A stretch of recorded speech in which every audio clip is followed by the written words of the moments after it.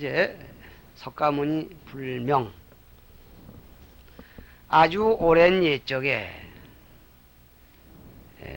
인간의 수명이 100살일 때에 석가모니라는 부처님이 계셨으니, 인간의 수명이 100살일 때, 이런 얘기는 인간의 수명은 원래 겁초에 84,000세였던 것이 100년마다 자꾸 한 살씩 줄어서, 그래서 인간의 수명이 10살이 됩니다.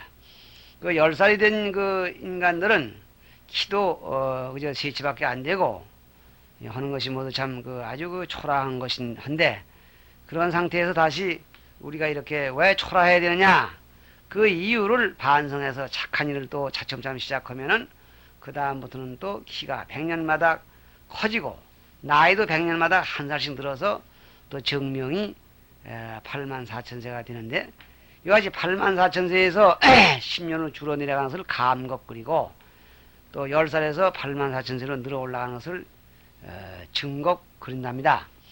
그런데 지금 이 석가모니 부처님은 인간의 수명이 100살로 이렇게 100살일 때에 탄생하셨습니다. 지금 감겁 중에 100살이는 그 지점에서 부처님이 탄생하셨다, 그런 얘기를 합니다. 어머니는 마야요, 아버지는 정반이요, 아들은 나후라요, 시자는 아란타였다.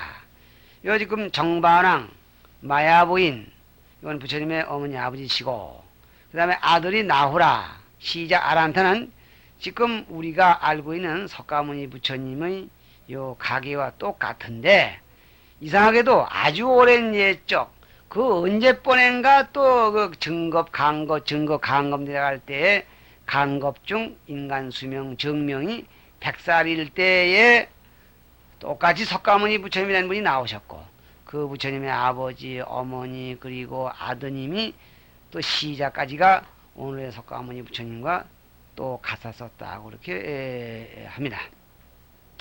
부처님께서 시자에게 이렇게 말씀하셨다. 그 당시에 석가모니 부처님이 그 당시의 시자였던 아난타에게 말씀하는 겁니다.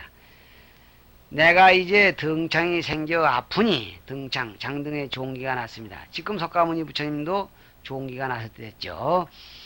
아프니 너는 광치도사, 광치는 이름이고 도사는 옹구제입니다.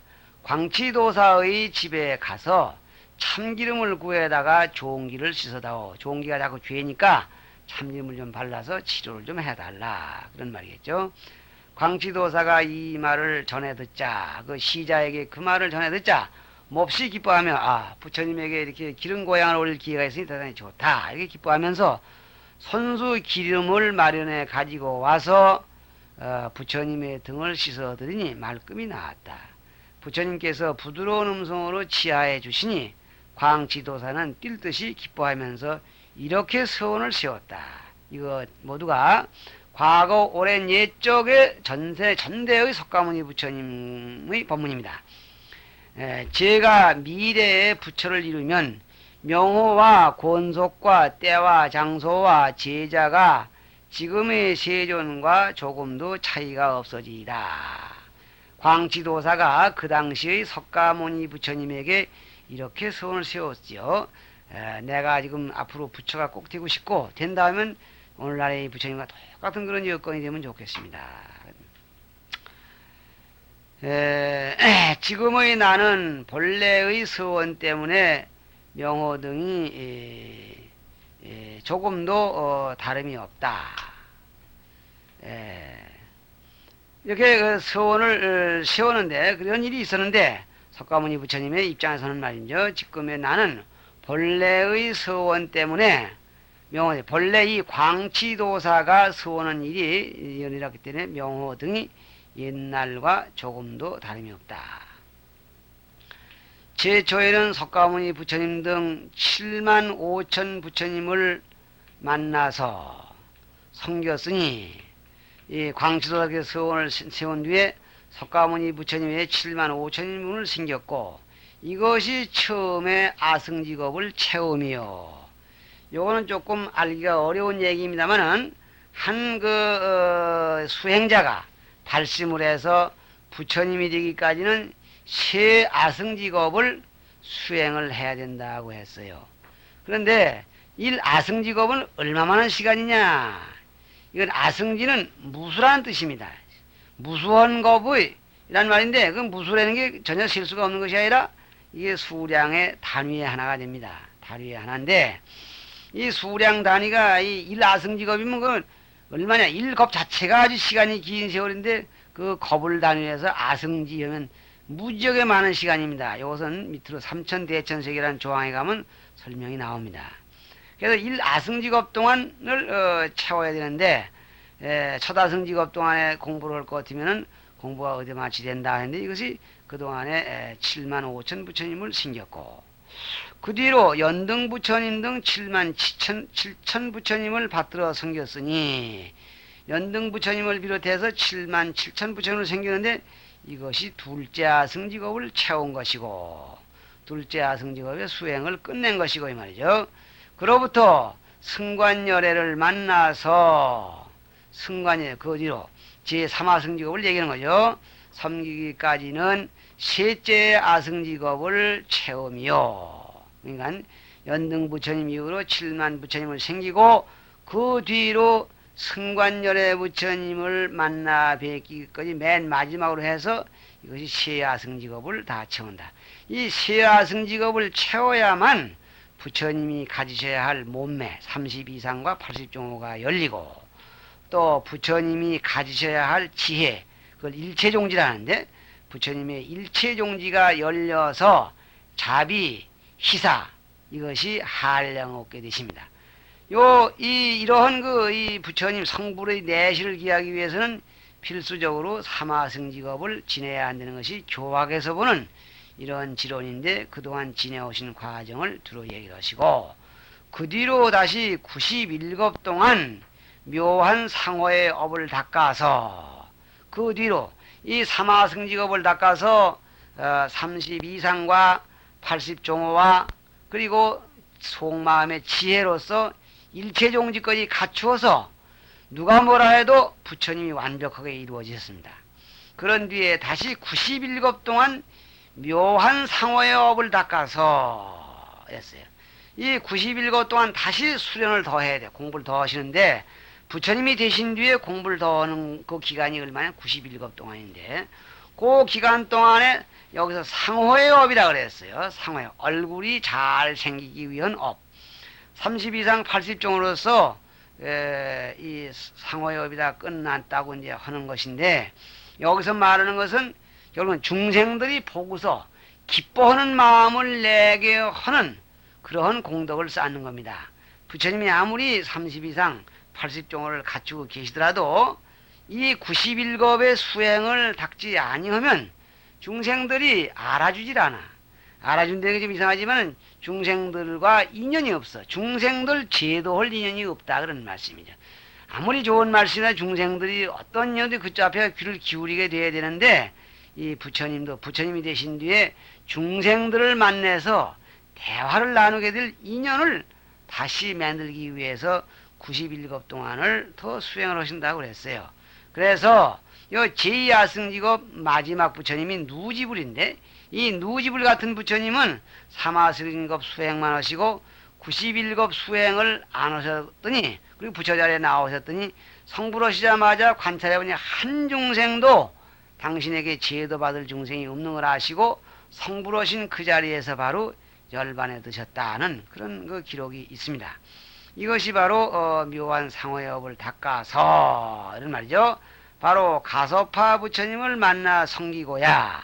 그러니까 이 석가모니 부처님의 입장에서는 얘기인데 석가모니 부처님 바로 앞에 부처님이 가섭파 부처님이죠. 가섭파 부처님. 그래서 우리가 지금 예참을 조금 더 뒤늦게 공부를 하는 분들은 제1과거 비바시불, 제2시기불, 제3 비사부불, 제4 현재 구로선불, 군암모니불, 가섭불 굴입니다.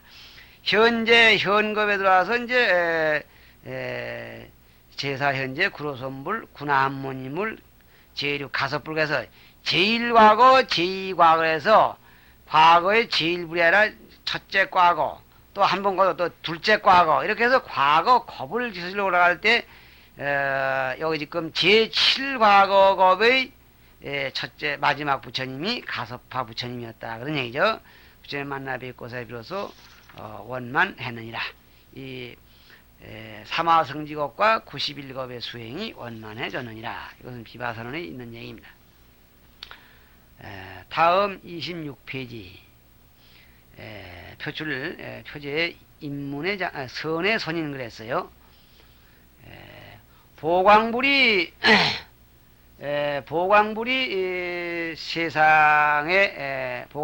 세상에 나타났을 때에 역시 보광불도 이 부처님의 명호의 한 분입니다.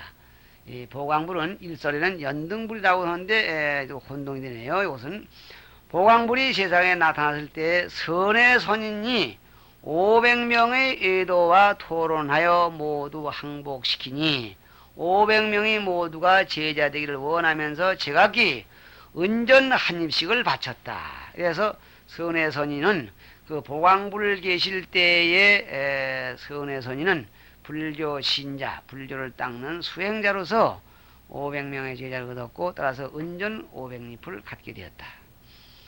그때 선회가 들으니 부처님이 세상에 나타나셨는데 지금의 등조왕, 그 당시의 등조왕이 몸소 청에 고향하려고 부구를 울리며 명령을 퍼뜨리기를 나라 안에 유명한 꽃은 모두 팔지 말고 왕위로 가져오라 한다 하였다. 그러니까 선의 선인이 이렇게 신심이 있고 불교를 아는데 부처님을 그 왕궁으로 청원되는 얘기와 또 왕이 꽃고향을 올린다는 얘기를 들은 거예요. 선혜가 이 말을 듣자 매우 걱정하면서 꽃이는 곳을 찾아다니다가 마침내 7송이를 가지고 있는 구이라는 아가씨, 구이 아가씨를 만났으나 왕의 명령을 겁내어 병속에 숨겨두고 있었다.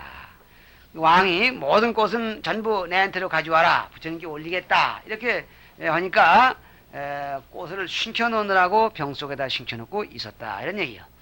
선혜의 지극한 정성으로 꽃이 솟구쳐 오르는 상서가 나타나거늘 얼른 나서서 팔라고 하니 그 아씨가 대답하기를 대궐에 보내서 부처님께 바쳐야 하므로 팔 수 없습니다 했다. 아가씨는 아무리 꽃을 숨겨놓으려 하더라도 선의 선인의 그 원력 때문에 선의 선인이 도착하자마자 꽃이 병속에서 툭 튀어나왔고 툭 튀어나오니 그 꽃을 팔라고 이렇게 이제 흥정이 된 것인데 꽃을 팔려는 얘기에 반해서 아가씨는 나라의 왕이 통제시켜놓은 꽃이기 때문에 꽃은 팔 수가 없다 이렇게 되는 거예요. 선혜가 다시 말하기를 은전 500냥으로 5송이만 삽시다. 은전 500냥은 자기가 이미 저 외도 제자들에게 한 입씩 받아서 가지고 있는 거니까 500냥으로 삽시다 이렇게 이제 하는 거죠. 삽시다 하니 구이 아가씨가 꽃은 무엇에 쓰렵니까? 꽃은 무엇에 쓰길래 당신은 무엇에 쓰려고 하는데 그렇게 비싼 돈을 주고 꽃을 사려고 합니까? 하고 물음에 선혜는 나도 부처님께 바치렵니다 했다. 구이 아가씨가 다시 부처님께 바치는 뜻이 무엇입니까? 나라의 임금님이 바치되는 것은 강제로 바치라 하니까 바치지만 그 부처님께 꽃을 바치는 그 뜻이 뭡니까? 이유가 뭡니까? 이렇게 하니 선혜는 온갖 종자지혜를 성취하여 중생들을 건지고자 합니다 했다. 온갖 지혜, 종자지혜, 온갖 일에 종자는 바탕이죠. 근본이죠. 온갖 일의 근본이 되는 법을 아는 지혜를 온갖 종자지혜, 그리고 이 지혜는 부처님만이 가지고 있는 지혜를 온갖 종자지혜, 일체종지, 그러죠. 성지하여 이 부처님께 꽃고향을 올리고 그 인연으로 나 자신도 마침내는 성불에서 부처가 되기를 원하고 그래서 중생 제도기를 원합니다. 이렇게 대답을 했어요. 포부가 대단히 큰 남자였죠. 구이 아가씨가 생각하기를 지금 이 남자가 이렇게도 지성스러워서 돈이나 재물을 아끼지 않는구나 하고는 말하기를 내가 이제 이 꽃을 드리겠으니 나와 세세생생의 부부가 되어주기를 원합니다 하니 이 아가씨는 그 말에 요즘 말로 반했어요. 이 남자가 참으로 옳은 일, 진리를 구하는 일, 부처님을 찾아뵙고 진리를 배우고 그래서 중생을 지도하는 그런 원대한 일, 보통 남자들이 무슨 투기, 요행 이런 노름꾼 이런 데나 따라다니기를 좋아하기가 직경 쉬운데 이렇게 건실한 마음을 가졌으니 참으로 훌륭한 사람이다. 나와 부부가 되어주기를 원합니다. 이렇게 이제 하게 되는 거예요. 선에는 나는 범행을 닦아 범행, 한글로 보면 범행글이면은 나쁜 일하는 것을 착각하기가 쉬운데 한자 서역범 글입니다. 서역범 또 행어행. 서역범이란 말은 인도 지역 또는 인간 세상에서 훨씬 뛰어난 하늘 세계 그런 의미를 가지고 있는 말입니다. 그래서 범행글이면 이건 청정헐범 깨끗한 수행이란 말이에요. 깨끗한 수행이란 말을 묶어서 범행글입니다. 나는 청정한 수행을 닦아 무위의 도를 무위 없을 무허위인데 한자를 안 넣었군요. 무위의 도 무위의 도란 말은 인위조작이 가공되지 않은 다시 말하면 진리의 세계를 무위의 도라 그럽니다. 진리를 갖다 무위의 도라 그래요. 진리의 세계를 구하는 몸이니 즉 진리를 구하러 다니는 몸이니 생사의 인연을 맺을 수는 없습니다. 부부가 되는 것은 부부가 되면 또 자식을 낳게 되고 또 가족을 가져야 되고 이거 생사의 인연이야. 그런 일을 할 수가 없습니다. 나는 이 진리를 구하고 무위의 도를 깨닫기 위해서 꽃을 사서 부처님께 올리려 하는 것이지 지금 생사의 인연을 맺을 수가 없습니다. 이에 구이하시가 얼른 말하기를 나의 원을 들어주시지 않는다면 꽃은 드릴 수 없습니다. 하니 선혜가 말하기를 그대가 기었고 꽃을 안 주시겠다면 나에게도 원이 있으니 따라 주시겠습니까? 나는 보시를 좋아하여 남의 뜻을 거슬리지 않으니 만일 장차 누가 와서 나에게 머리, 눈, 골수, 니를 구하거나 처자를 달라고 해도 그대는 나의 뜻을 가로막거나 보시할 마음을 무너뜨리지 않겠습니까? 했다. 그 아가씨가 부부가 안 돼주겠다면 꽃을 팔지 않겠다. 이거 그러면 꽃은 사다 바쳐야 되겠고 그러면 조건이 내가 지금 원이 있는데 내 원이 뭐냐면 나는 불도를 닦기 위해서 보시를 제일적으로 해야 된다. 보시는 뭐냐? 보시는 글자에 관계없이 보시입니다. 포시인데 부르기를 보시죠. 보시는 나에게 있는 물건을 남에게 주어서 그를 기쁘게 하고 내 마음속에 욕심을 제거하고 그렇게 해서 수행을 하는 것을 보시라고 합니다. 그런데 이 보시에는 내가 가지고 있는 것도 주지만 나가서 내 몸, 다리, 몸거리도 부셔주는 이런 것이 보시의 궁극인데 그때 내가 그 부부가 된 뒤에 그렇게 하면 안 된다 커니 이런 일을 가로막지 않겠냐 이렇게 따지는 거죠. 구이 아가씨가 대답하기를 장래의 명령을 공경히 따르리이다. 장래에 우리가 부부가 된다면 장래 남편으로서 나에게 하는 명령 이걸 보시를 하자. 우리 저녁 먹을 걸 먹지 말고 거지를 주자. 그럽시다. 이렇게 언제든 장래에 일에 있어서 명령하시는 일을 다 따르겠습니다. 이제 나는 여자로서 연약하여 갈 수 없으니 이 두 송이의 꽃마저 7송이를 가지고 있었는데 500냥으로 5송이만 사자고 하니까 5송이는 당신이 돈을 주고 갖다 사다 바치고 나머지 2송이의 꽃은 내 이름으로 가지고 가서 부처님께 바쳐주시고 세세생생의 이 서원을 잊음이 없이 좋건 나쁘건 버리지 않고 마음속에 깊이 간직하여 따르오리라는 저의 뜻까지 전하여 주십시오 했다.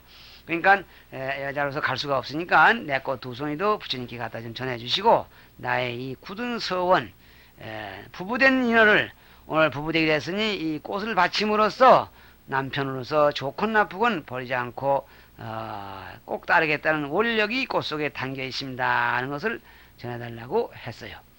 이때 등조왕이 여러 관민들과 함께 묘한 향과 꽃, 등불 등 각가지 고향구란 말은 부처님께 올리기 위한 그런 거리, 이런 자료, 이런 것들입니다. 고향구를 가지고 성 밖으로 나와 부처님을 영접하는데, 그런데 부처님 왕과 대신들이 뿌리는 이름난 꽃들은 모두 땅에 떨어지고 있었다. 꽃을 뿌립니다. 꽃을 뿌린다는 얘기는 무슨 얘기냐면 부처님한테 허르게 뿌려드리면 그 부처님 앞에 이렇게 이제 걸어가시되 밟고도 가고 이렇게 이제 부처님 공경하는 것인데 우리 그 꽃을 던지면 땅에 던지는 것이 떨어지는 것이 상식이겠죠. 그런데 이제 이 선의 선인이 바치는 꽃은 좀 상황이 달랐다 그런 얘기를 하려고 하는 것 같아요.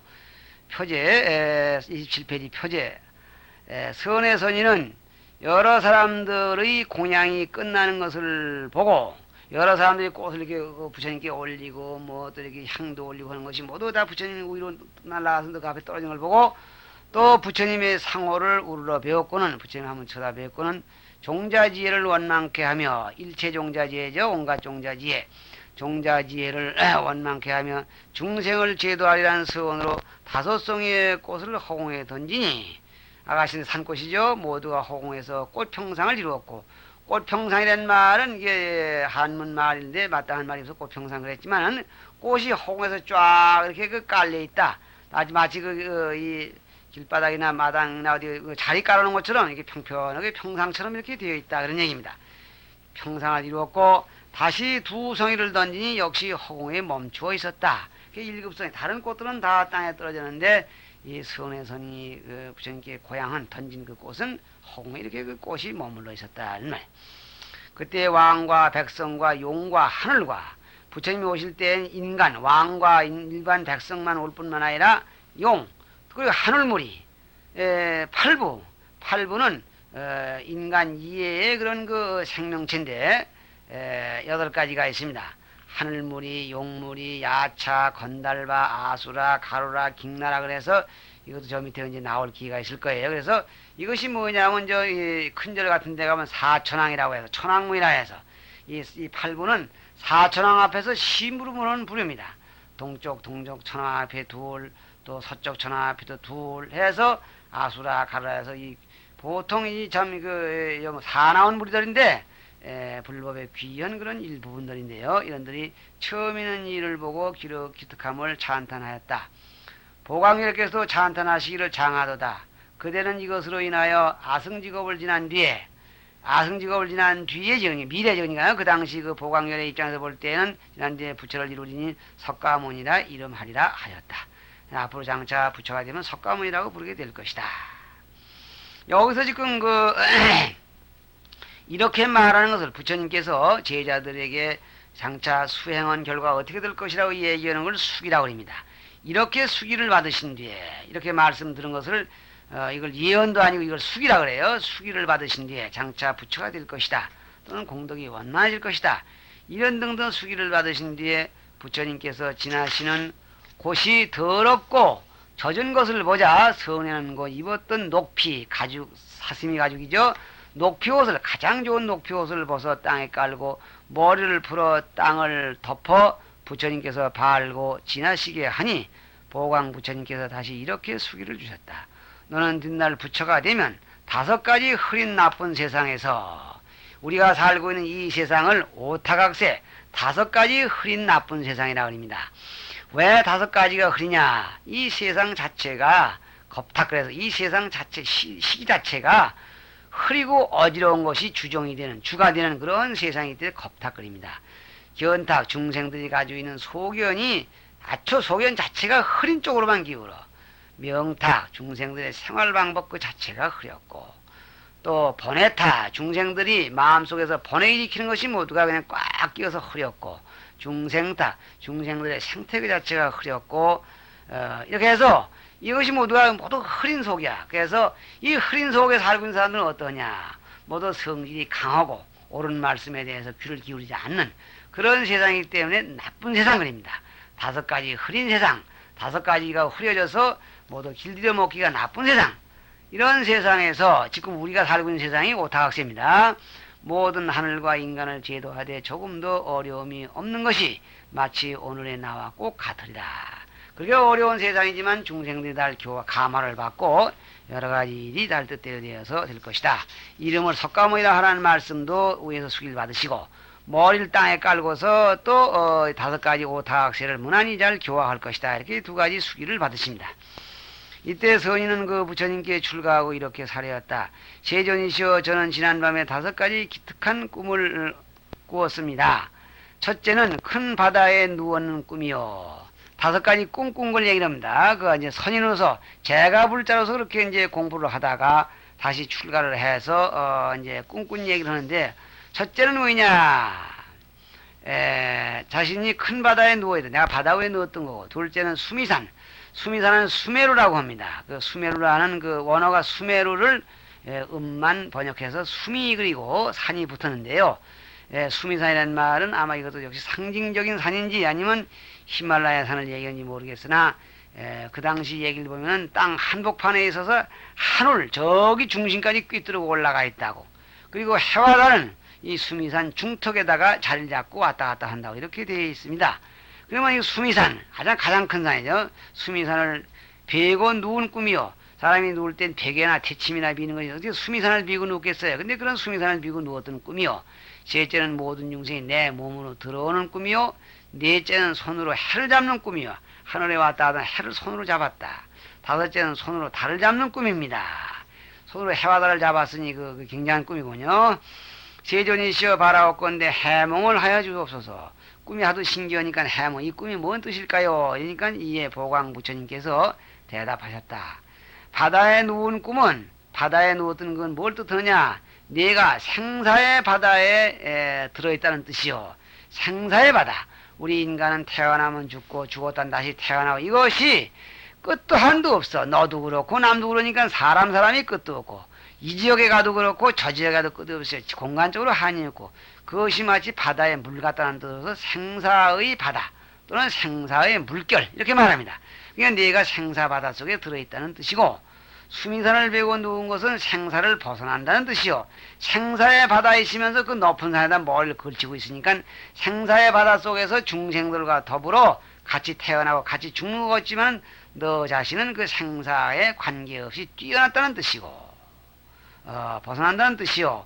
모든 중생이 몸 안으로 들어온 것은 그들이 의지할 곳이 된다는 뜻이요. 그 많은 중생들이 너를 의지해서 너와 같이 생사의 바다를 벗어나게 된다. 그런 의미고 해를 잡은 것은 지혜의 광명이 두루 비친다는 뜻이고 너의 지혜가 광명같이 비쳐서 두루 비칠 것이라는 뜻이고 달을 잡은 것은 시원한 법으로 인도 같은 데는 낮엔 너무 섭씨 60도나 올라간답니다. 그게 낮엔 더워서 꼼짝 못하고 밤에 시원해서 좋은데 어두우니까 질색이야. 그런데 그 밤에 시원한 밤에 달이 뜬다면 얼마나 좋으냐. 그래서 달을 잡은 것은 시원한 법으로 밤에 시원한 그 밤의 법으로 중생을 제도해서 뜨거운 번뇌를 여인다는 뜻이다. 그러니까 달은 여름의 그 더움을 피해서 모든 것을 보고 활동하게 해주는 그러한 고마운 그런 존재를 이렇게 경전에서 여기고 있는 겁니다. 그래서 이 꿈은 그대가 장차 부처를 이룰 조짐이다. 이런 꿈만 보더라도 그렇다 해서 이걸 보면은 꿈이라는 거에 대해서 그 신비성을 부여하고 있네요. 그래서 이런 그렇게 꿈 해몽을 듣고 선해가 이 말씀을 듣고 이 말이죠. 기뻐 어쩔 줄을 몰랐더니 나중에 보광열애께서 열반에 드심에 선해가 바른 법을 보호해 지니는 2만년 동안에 그 보광열애 부처님이 열반하신 뒤에 선해가 출가한 몸이니까 바른 법, 정법, 불법을 보호해 지니기 2만년 동안에 교화한 중생의 수는 그 선해에게 교화된 중생의 수는 헤아릴 수 없었고 얼마나 많은지 헤아릴 수 없었고 목심이 마친 뒤에 그렇게 해서 목심이 다죠. 그러니까 2만 년 동안 있으면서 무량한 중생을 제도하시고 그리고 그 인간의 수명이 다한 뒤에는 사천왕은 아까 얘기한 3개, 욕계, 색계, 무색계 가운데에서 욕계, 색계, 무색계 가운데에서 욕계 가운데에 있는 그 하늘입니다. 사천왕으로 태어나서 이거 역시 요 다음에 세계장에 들어가면은 설명이 될 것입니다. 사천왕으로 태어나요. 사왕천에 가서 태어나서 하늘 무리들을 교화하셨다. 인간 세상에서 많은 이들을 교화하시고 다시 죽어 돌아가셔서 몸을 버리고 사왕천에가 태어나셔서 하늘에 있는 무리들을 무수히 교화하고 계셨었다. 그렇게 해서 선의 선인이 출가해서 수기를 받고 그리고 이 세상 인연이 끝나서 사왕천에 올라와서 하늘 무리로서 하늘 무리를 교화하시면서 다시 인간에 태어나실 그러한 시기를 기다리는 그런 그 과정이 준비 과정이 되겠습니다.